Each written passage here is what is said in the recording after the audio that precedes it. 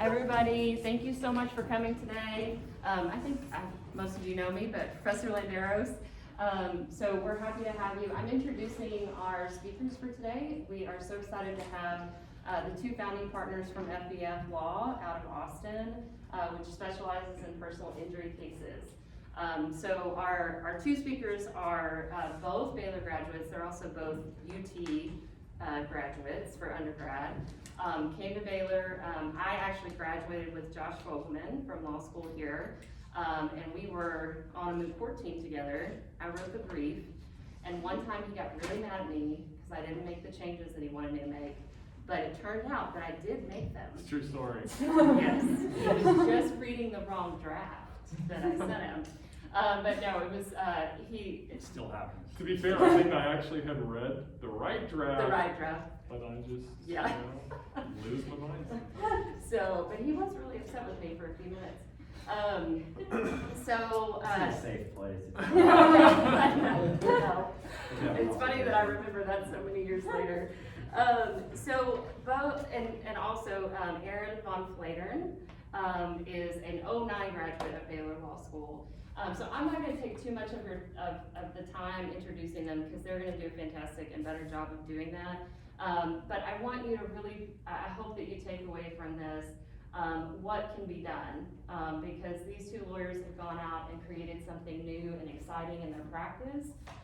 It is focused on their clients, which should go without saying, but sometimes in the practice of law we do lose sight of that. So I hope that you enjoy what they have to share today. They're going to do a little bit different format as well. So I'm going to turn it over to them. Thank you.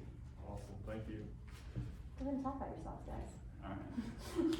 Yeah, I guess I'll start. I'll introduce myself. I'm Josh Fogelman. Like Professor Landero said, I'm a Baylor Law grad. I graduated in 2008. I was really involved in the moot court stuff here, the intrascholastic and interscholastic competitions, which I found to be really an incredible experience and really helped develop a lot of the skills that have led to whatever, success we've had kind of in the actual practice of law. Aaron and I started my career immediately after law school. I did a clerkship with the Texas Supreme Court. I clerked for Harriet O'Neill, which was, if any of y'all have an opportunity to do something like that, just a mind-blowing experience, like invaluable opportunity to learn from people just much smarter and better, great minds in that environment. That was a really incredible experience. Immediately after clerking, I had opportunities to go the big law route, but instead I decided to go and work for a lawyer that I had worked with all through college in Austin. I was just running papers for him, filing documents at the courthouse, hosting parties in Mexico, normal stuff like that for the firm. And I went back and worked with him at his small general practice firm in Austin, where I was doing, all sorts of interesting things. Civil and criminal, family law stuff, small business disputes, a little bit of personal injury, just a whole smattering of things, barely getting paid at all, but just learning a ton about the actual boots on the ground practice of law in the courtroom. After about 5 years of working there, Aaron and I we kind of had sister law firms. He was working with another lawyer in our office, and we had joint ventured some cases. And Aaron and I got to work on some pretty interesting construction defect litigation together, and just had a great synergy. And we just kind of one day, his boss passed away unexpectedly, and we'd all had some kind of unexpected life circumstances arise that sort of made you take a step back and say, what am I doing here? What am I doing with my life? What do I really want? What are we going to achieve with this opportunity that we have?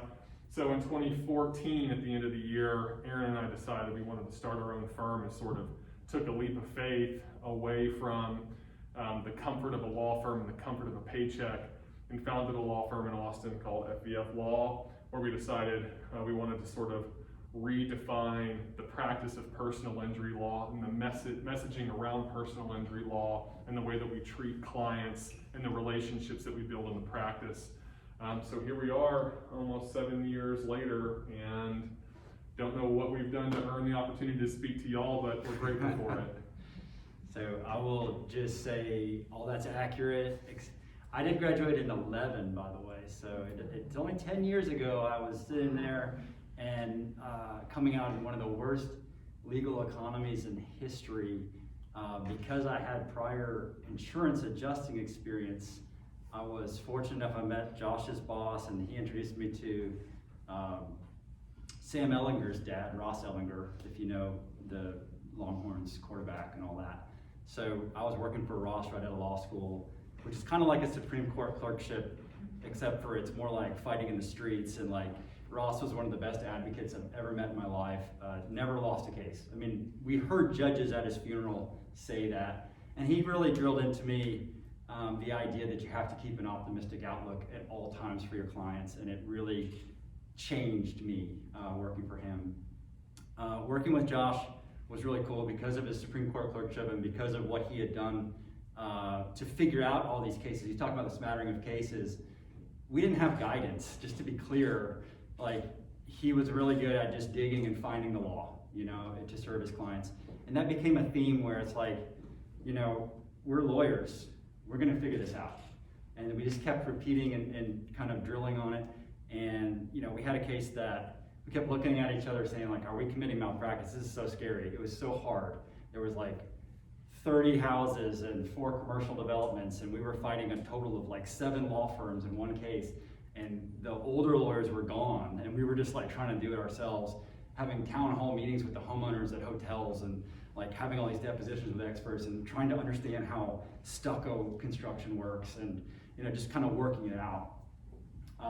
If you start to do something like that, you start to realize what you can rely on. And for me, it was Josh. You know, he was just really good. We kind of helped each other get through everything, and that's where you know, a lot of the theme of this talk is going to be around that. You know, about finding people in your life, be it a partner, a mentor, a boss, a friend in the practice who's going to help you to find your true north and find what gets you jumping out of bed in the morning excited about the practice.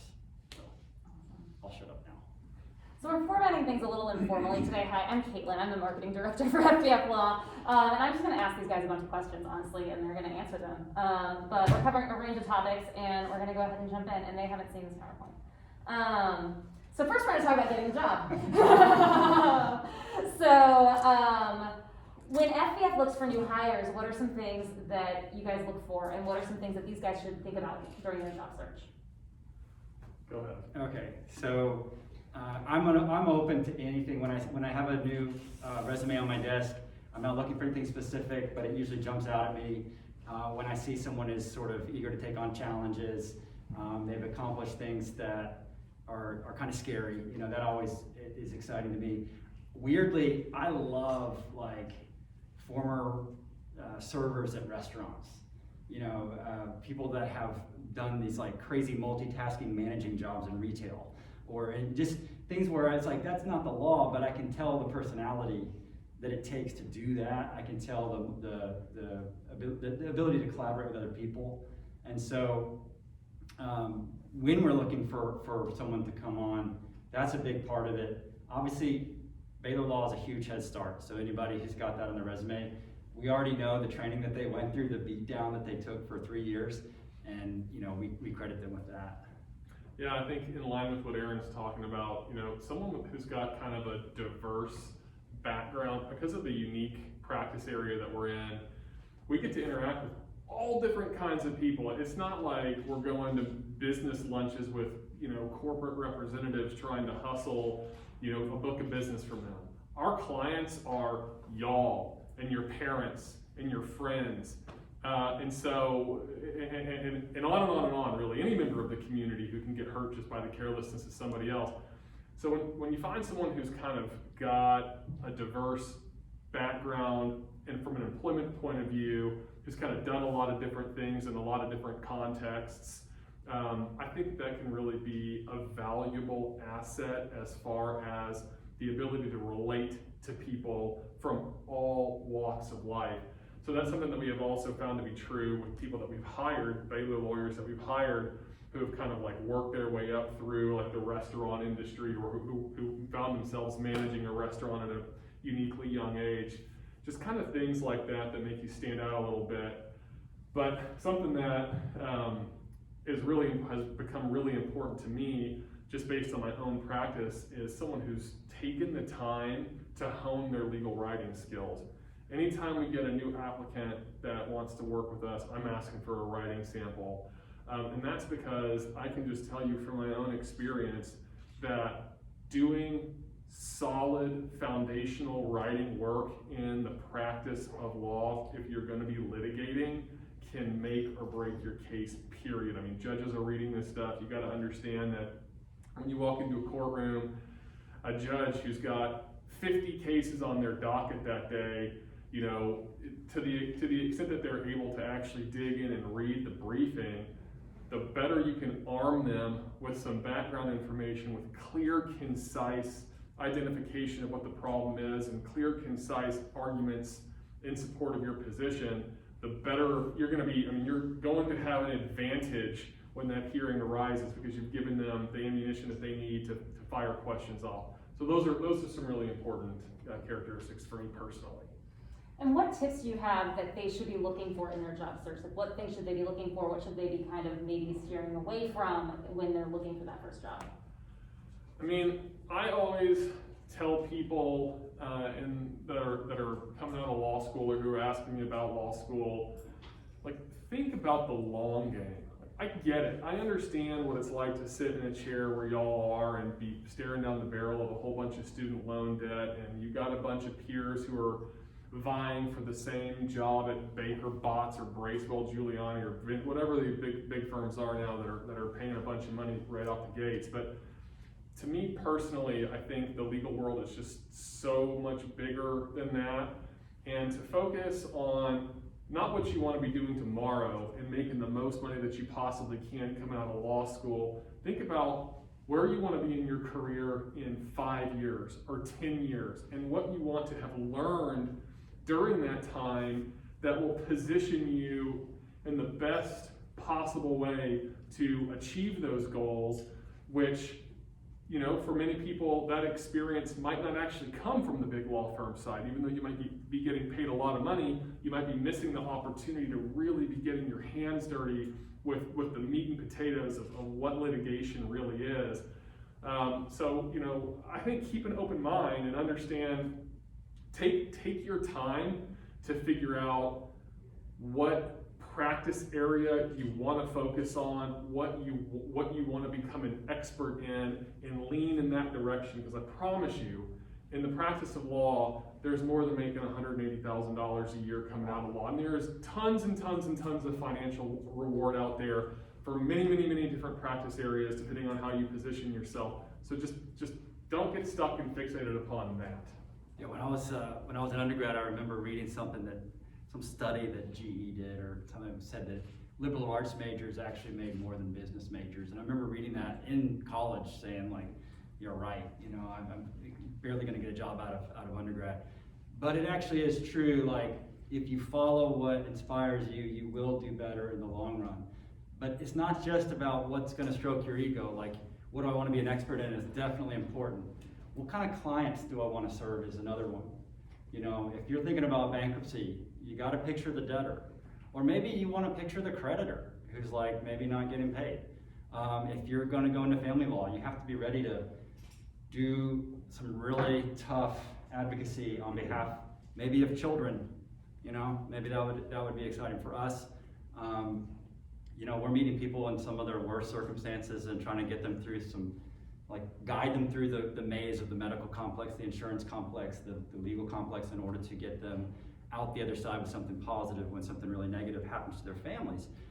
That's exciting to us. It gets us out of bed. But we're big picture thinkers, you know, like if some people are going to be really interested in transactional details. They just like things being right. People that have maybe got an accounting background love when things are just right, and they love to like focus on those details.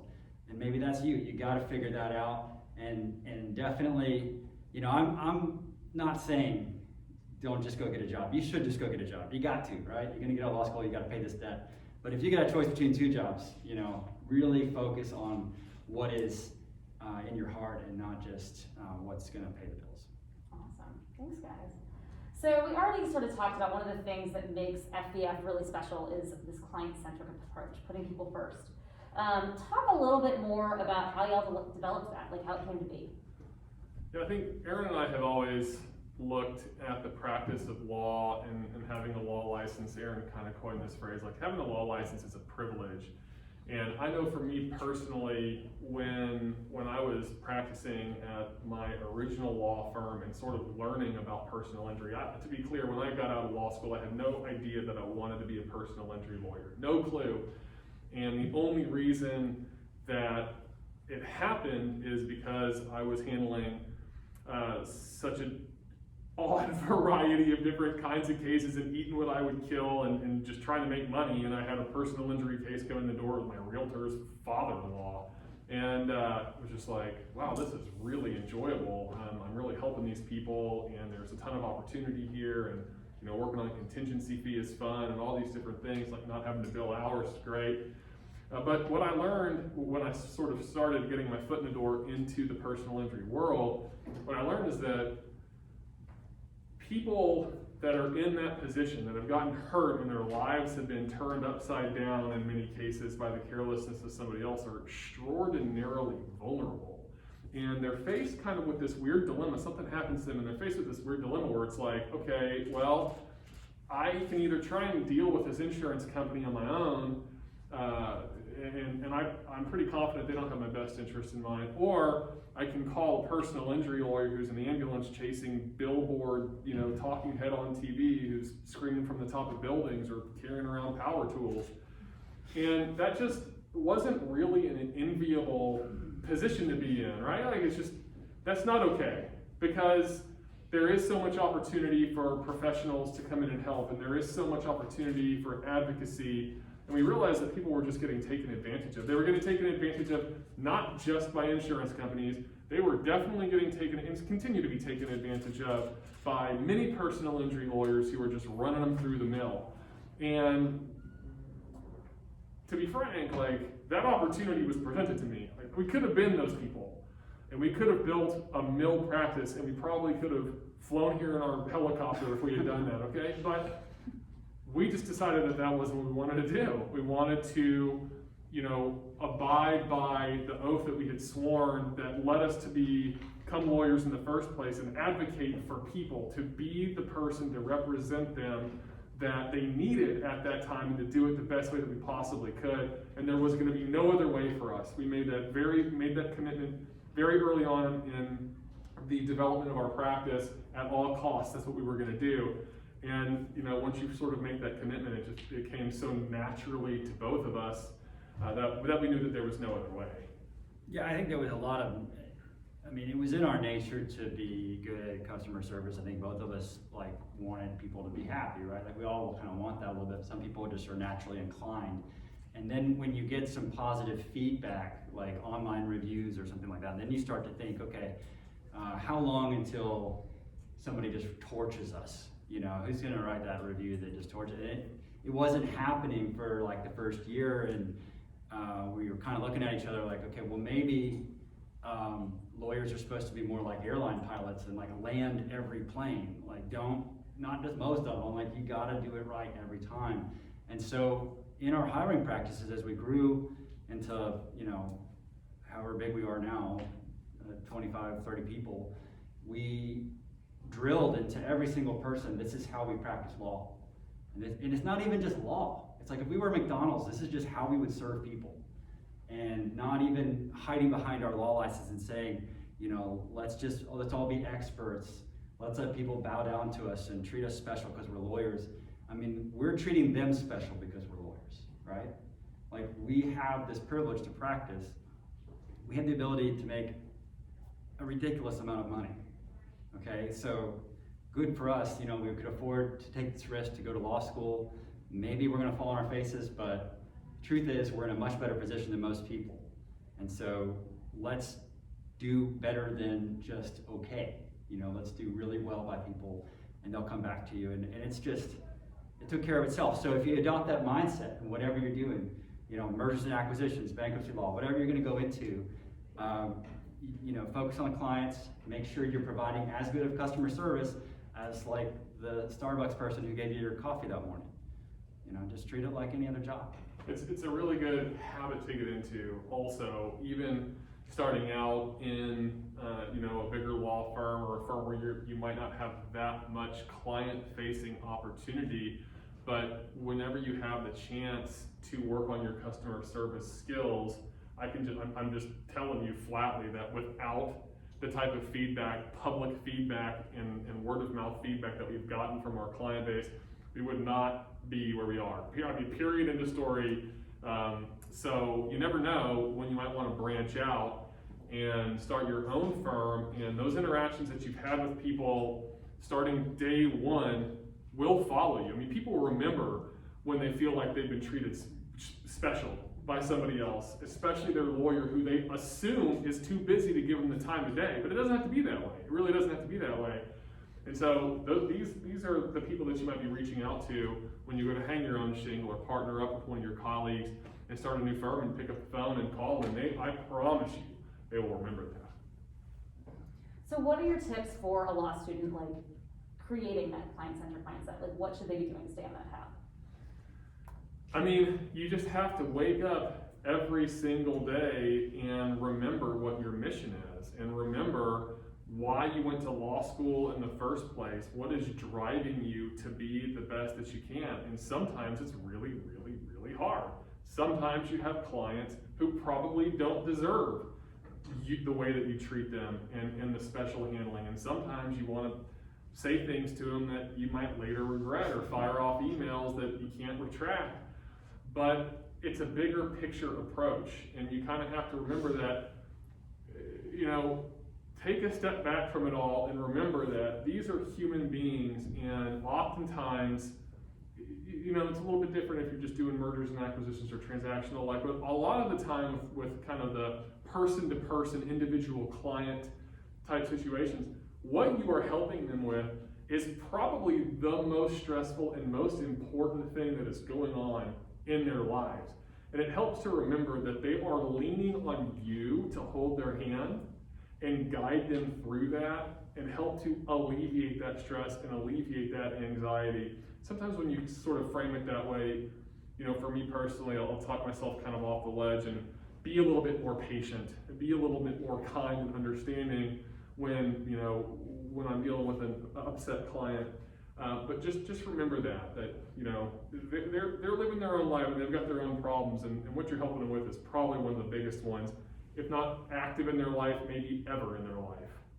Yeah, I think service mindset is something you can adopt today. Obviously, you all have study partners, you can serve them. There's, if you have side job, obviously, about customer service. You know what it's like to adopt the service mindset. Don't adopt the ego mindset.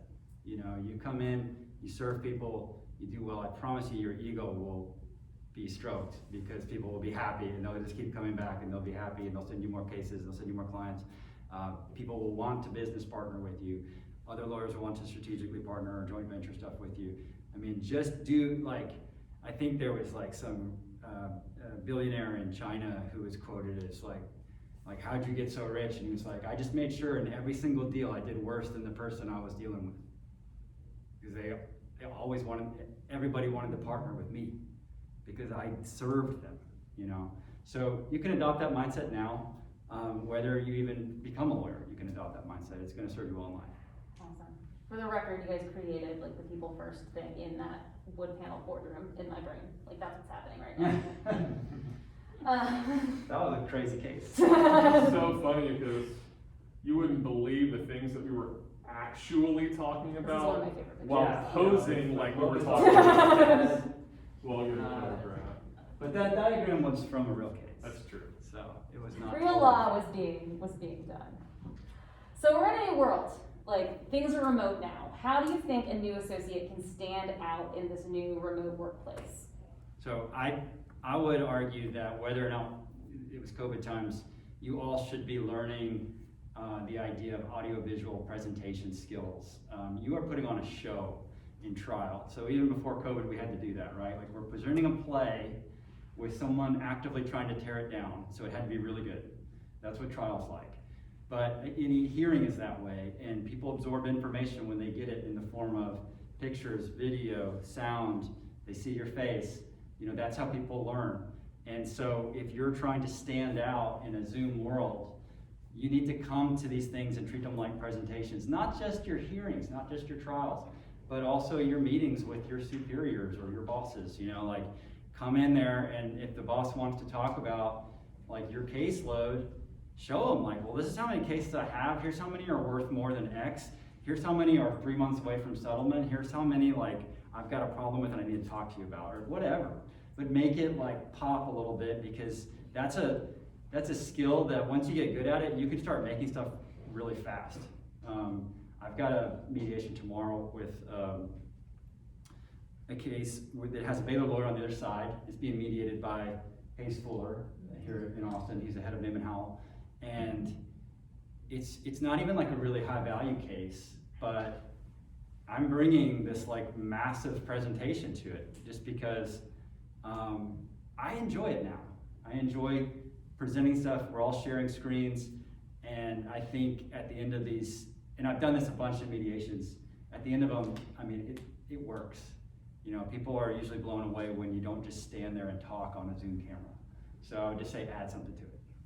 Yeah, a couple of points there. I mean, there is so much opportunity to leverage the technology when you're in hearings or in meetings giving presentations, in the way that you can instantly pull up files and put them on your screen and draw on them and erase and tinker with them and instantly display PowerPoint and toggle between multiple screens that you have. I mean, it's like taking depositions using Zoom these days, and your ability to organize and use websites, interactive websites. I used in a deposition of a doctor not too long ago where I was like tweaking and turning 3D models of this. I just like be creative with this platform, because 2 years ago, we wouldn't have been able to do that.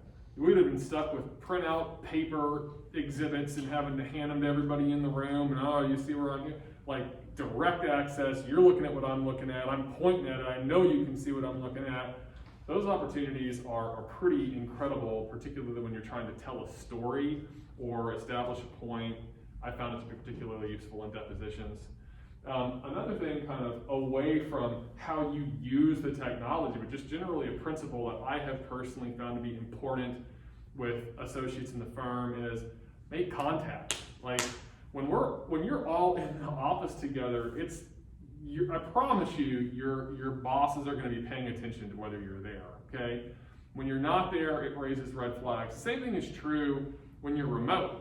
When I'm not hearing from someone who I have specifically tasked with a project, just to check in, hey, this is where I am with this, or calling me, asking me questions about it, or just call them to talk to me about a certain case, that is cause for concern. And then I start having anxiety, and then when I start having anxiety, I start creating projects for Caitlin and starting fires in the firm. And then he just walks away. It's just not a good situation. So remember that the people that are relying on you need to know that you're there, even though you're not there. And just picking up the phone and calling them or firing off an email, it really doesn't take much, just like, I'm here, okay? That is, I think, hugely important from kind of an internal customer service point of view. Just to jump on that, we have like our firm divided into teams, right? And so on my team, I've got one lawyer who I have to almost get a restraining order against, because they're harassing me with questions and information, and even though, you know, I get tired, I'm glad for that. And I've got another lawyer that I'm like chasing down every time, like, don't hear from this person at all. And they're both really good and competent lawyers, thank God, but you know, it does, if you want to stand out, be in the first category, harass your bosses.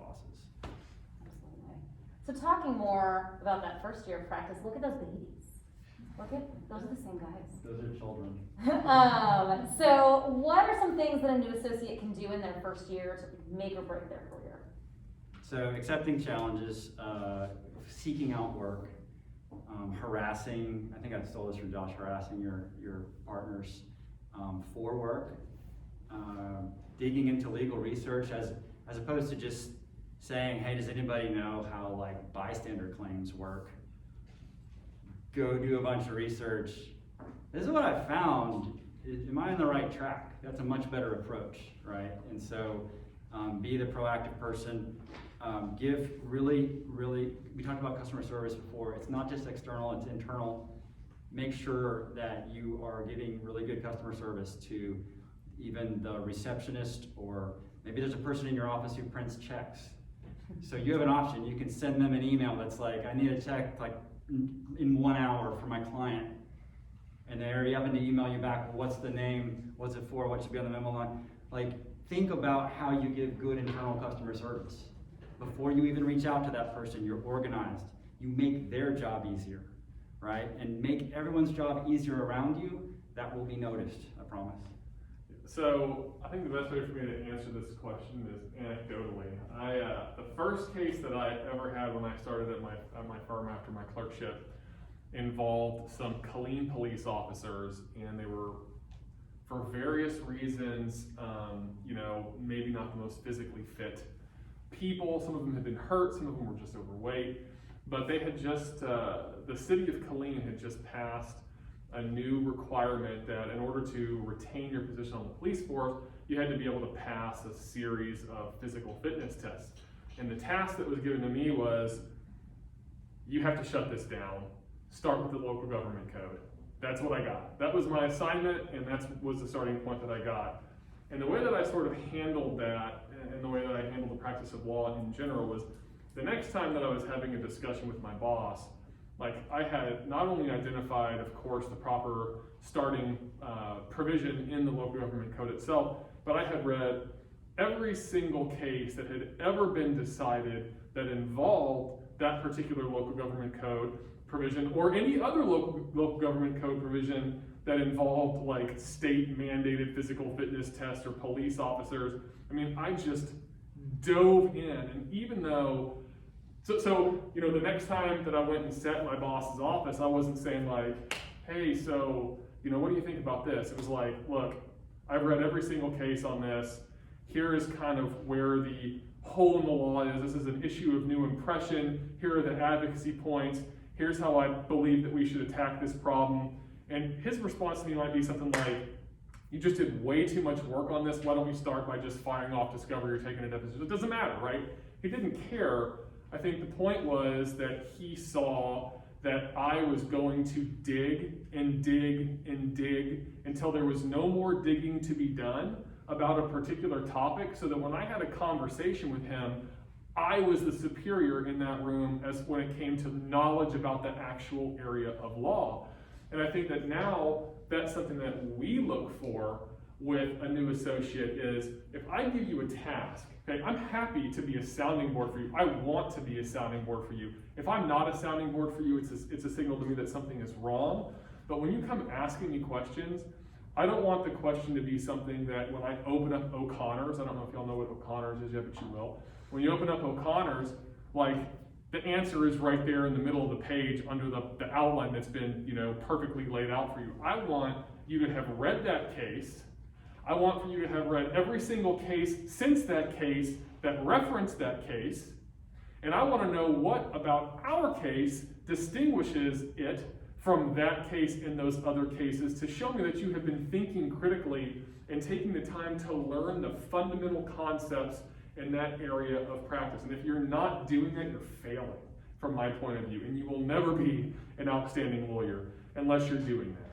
Because the clients expect that. The clients deserve it. Let's be clear. You go to a surgeon and you're not wondering about whether or not they can do this or not. Inside of our law office, newer lawyers wonder all the time if they can do this or not. I don't know if doctors do that on the inside of doctors' offices, but it's a little bit troubling, right? You have a duty under the ethical rules to become competent. You don't have to be competent when you start.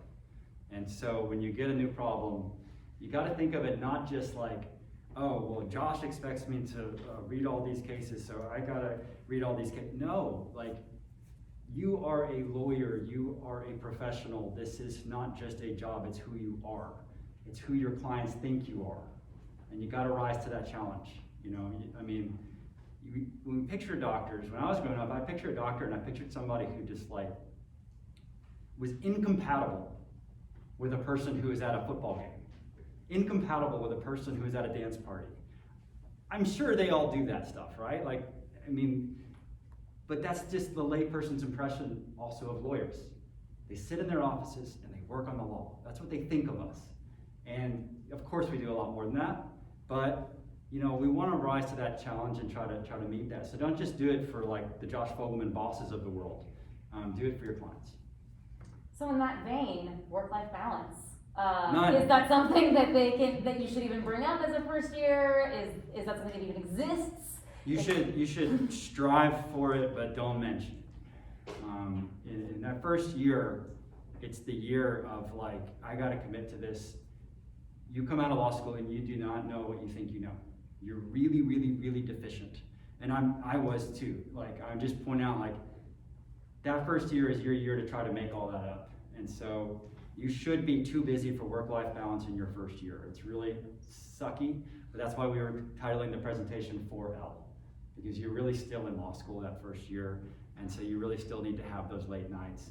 But find some inspiration. I mean, you wake up in the morning, and unlike most people who are waking up to go, you know, drive a bus or whatever they're doing, you have a chance to do something special every single day. I think about that when I'm getting really overwhelmed in my practice, and I'm like, okay, well, tonight, and this is true, tonight, I will probably be up because I've got a Little League commitment after this. And I don't do this every day. There are weeks where I am checked out on a beach, I promise you. But tonight, I need to stay up till probably midnight because tomorrow I'm representing the family of a kid who got abused at a daycare. And that's really, really important. And it's really, really special to be a part of when you vindicate that, when you go in and actually deliver. So I'm not gonna not deliver, right? It's not because I have a boss. I don't have one anymore. But I just, you know, and you find that like you can dig deep and love this practice, and it just gets to be so gratifying to do if you start out strong. So start out at a sprint, you know, at the end of the marathon you might be trotting, but start out sprinting.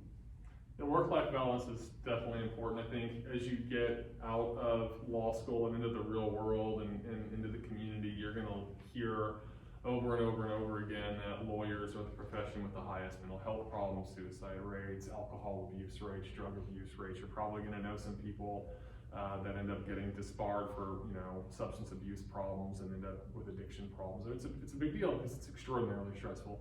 So work-life balance is of critical importance to anybody in any profession, anywhere. In my opinion, it's very important to me personally. But kind of here's the deal, like,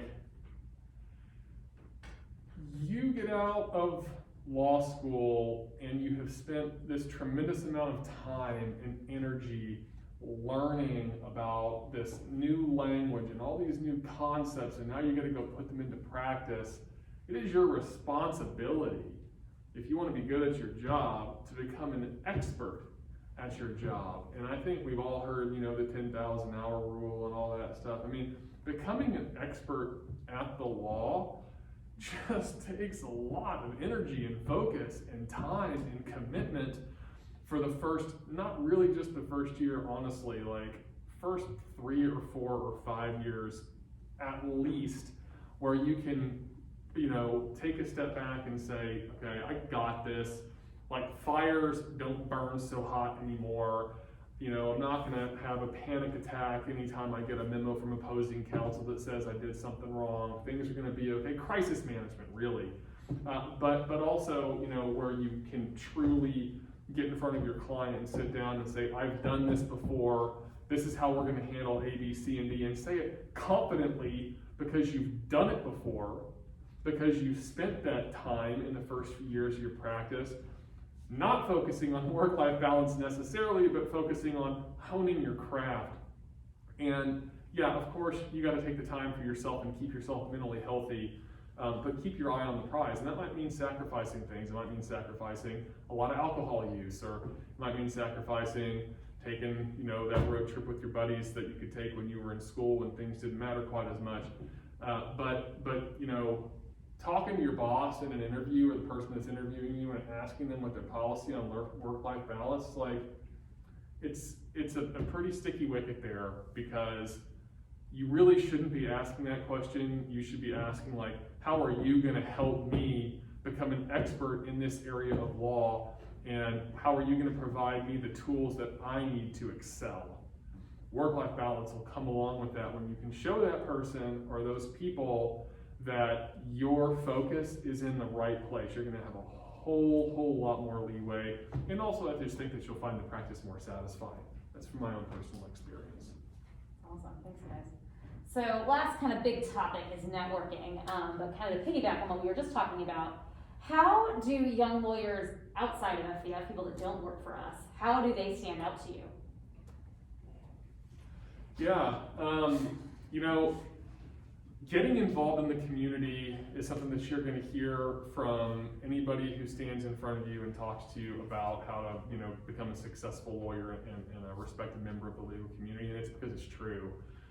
There are so many different organizations where, you know, TTLA for personal injury lawyers, CATLA, the Trial Lawyers Associations, Texas Young Lawyers Association, local bar associations, getting out there and getting into the community, you know, that is, you will never believe when you get down the road of where case referrals are going to come from and who you might be picking up the phone to need to call to, you know, use as a resource for a particular practice area.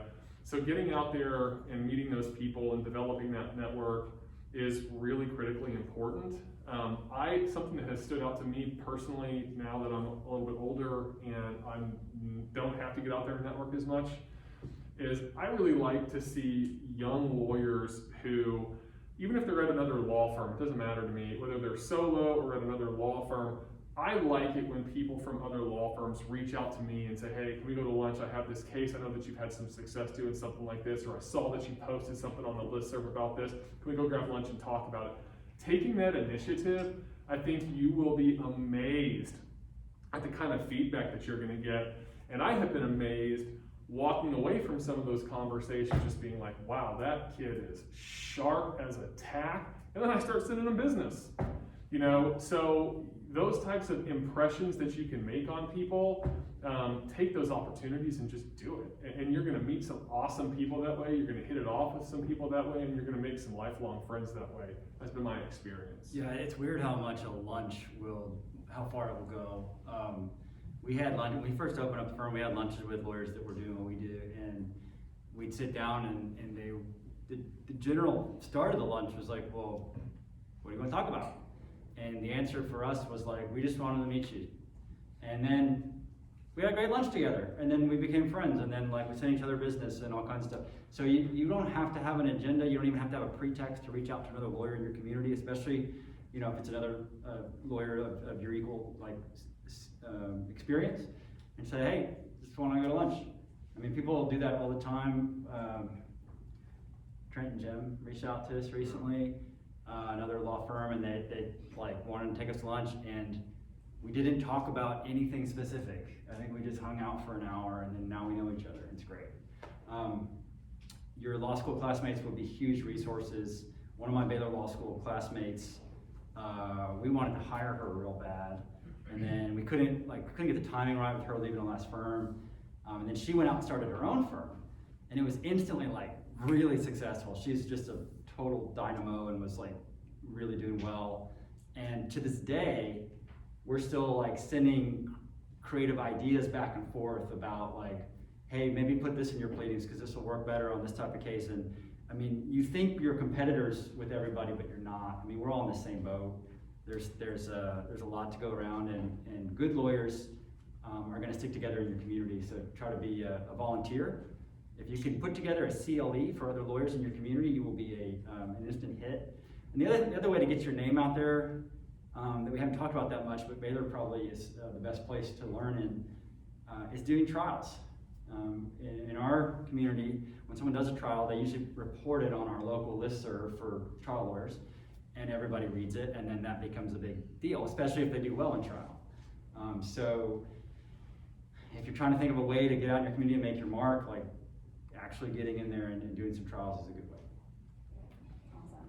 I think that covers networking. So what final thoughts do you have? Like, what little nuggets, what do you think like the most important thing that the students take away from you guys talking about today? Can I say, I didn't say a whole lot about partnership. I mean, we like each other, we're like brothers, obviously. But even in law school, I noticed if you had a good study partner, you tended to do well. I have our first branding group that we work with was one person who was just this amazing branding person, and she was really awesome at her job, and she kept restarting different businesses, and she was about to start her next one, and I was like, look, you need a partner, you know, because she was this amazing creative mind, and there was parts of her that she was missing, right? Just like I'm terrible at certain things that Josh is really good at. You have to find some yin and yang there. So if there's one tip for success, it would be like partner with somebody and don't try to do everything by yourself.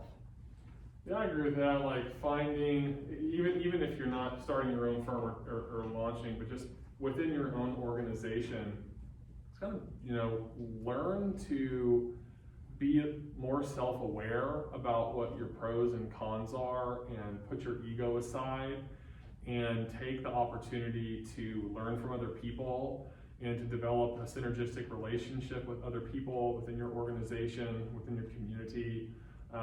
And, you know, naturally, I think that'll make you a better advocate and a better lawyer. Another thing is too, and I mentioned this a little bit earlier, is like, I can't really stress this enough. Just don't focus on the money too early. Just don't do that. I can tell you when I was working at the Texas Supreme Court, I was making $1,000 a week, and I had student loan debt, a lot of it.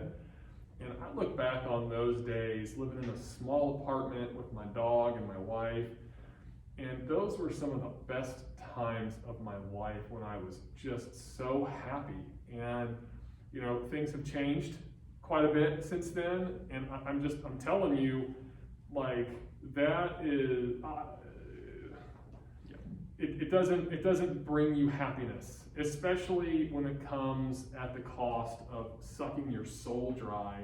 And a lot of these, you know, a lot of the paths that you can take where you're chasing the money, you can get so, I mean, you're probably going to get burned out with the practice of law anyway, and you're going to need to work on that work-life balance after a few years of really honing your craft. But man, you know, that can happen really, really, really quickly at some of these bigger organizations. And the practice of law can be such a fulfilling, long-term mission. Just hate to see all the sacrifice and time and energy that you put into becoming a lawyer taken away from you, and you becoming resentful towards the profession because you made the decision that you wanted to take the highest paying job that you possibly could. I mean, it's a big world. Like I said earlier, there is no shortage of money to be made as a lawyer. If you're creative and you become really good at what you do and you keep your eyes on the prize, it'll come. It will come with time. So don't go chasing it at the expense of your happiness and just satisfaction and gratification with the practice.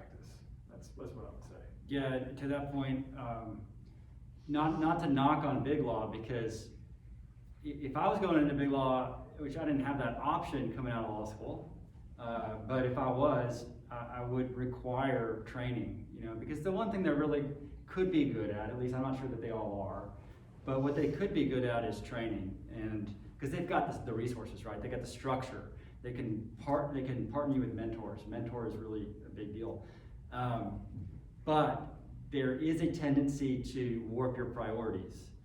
So to convince you, because you don't know any better, because you haven't been working in the quote unquote real world that much, to convince you that the most important thing in life is money and prestige, and probably even more prestige. They'll convince you that it's more important to get that white paper published so that the firm can get some notoriety than it is to like meet your future partner in life or whatever it is. And so, you know, not to say you shouldn't go into big law. If you have that opportunity, it's a very tough decision. I can't judge you if you want to go into it, but like Josh was saying, like, don't take it lightly, man, because people do burn out. Cool. And you can work 2 jobs for the number of hours that they want you to put in. So build that into your math. Do y'all have any questions for Josh and Aaron? It's fine if you don't, but we're opening it up. We were that thorough, huh? I know. They're totally Outstanding. silly. We got one. Yeah, so, I know you said your first year out, it was like drinking out of a fire hose in a way. What were some like strategies or things that you used to try to make that more manageable? Or is it really just, hey, first couple of years, you just gotta deal with it and then you learn how to swim and grow gills and, you know? Yeah, so anxiety is a great cure for laziness, and I found that's what I used. I was scared and I was just gonna like stay on that treadmill. And you know, it really helps to be mission driven. It's kind of cheesy to say, but if you invest in your clients and find meaning in your work, find purpose, you'll find the drive. You know, and so like tonight, I know it's like, okay, you know, I'm not just trying to say like I'm gonna stay up till midnight working on this. I'm trying to point out that I'm not resenting that. I could, and at one point in my life I would.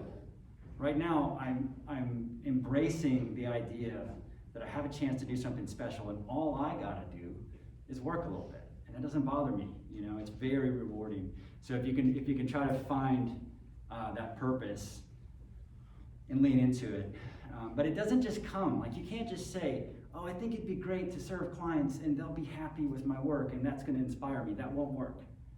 You've got to do what Josh is talking about and become like the master of the universe in the area that serves the client, because that's when you can actually do special things for them.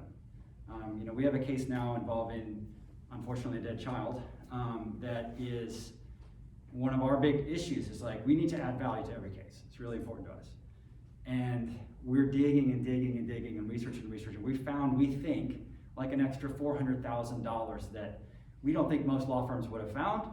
We don't think the client definitely would have found on their own, and it feels really good, you know. And we wouldn't have gotten there if we didn't hold ourselves to a standard for legal research and writing. That's been a theme from the beginning, and that's part of Baylor, I think. So to Baylor's credit, they do a great job. To add to that too, I think, you know, those first few years when you are drinking from the fire hose can be really isolating because like Aaron said, you don't know what you don't know, and you start digging and you get lost, and it can be confusing. You don't really have that practical knowledge about how things are going to play out, and that confidence about how to manage crises that you get with just age and experience and wisdom. So what I always used to do in those circumstances would be just harass my boss. I just would sit in his office and harass him. Sometimes I would harass him about the law, sometimes I would harass him about life. But to break that isolation and sit with someone who is willing to give me the time and energy to help me, like, hey, this is gonna be okay, right? Like, you've taken this way further than anybody needed to take this for purposes of you know, establishing this, finalizing this task. But, you know, kind of finding those outlets and not being afraid to sit down and talk with someone when you hit a wall or you just need to talk to someone, it can actually be really fun. Like, the drinking from the fire hose is exhilarating and terrifying, and it's exhausting, but it can really be fun and rewarding too if you manage it appropriately and if you're doing it with someone else. Cool. Well, I think to get you to Little League, we should probably go ahead and close this down. Any other questions? It was a quiet group. Get it. Saturday and Thursday. Yeah, I just want to follow up with one thing, and hopefully it tags along with what they've been saying well, but what I also want you to take away from this is you've met 3 people from their firm, and you now have a good idea of the atmosphere of their firm, right? You can tell what their office life is probably like. And I will tell you, that's what you're looking for. So the atmosphere of an office is going to play a huge part in your training and your success as a lawyer. And I'll tell you, that's from personal experience. And I went right out of law school to a small personal injury firm in Houston with attorneys much like Josh and Aaron, who invested in my training and let me do depositions and be their right-hand person. And I don't want to knock big law either, but that's the other thing that you want to think about as choices come up or opportunities come up is, you know, maybe taking that lower paying job, but realizing that I'm going to go work for somebody who is investing in me.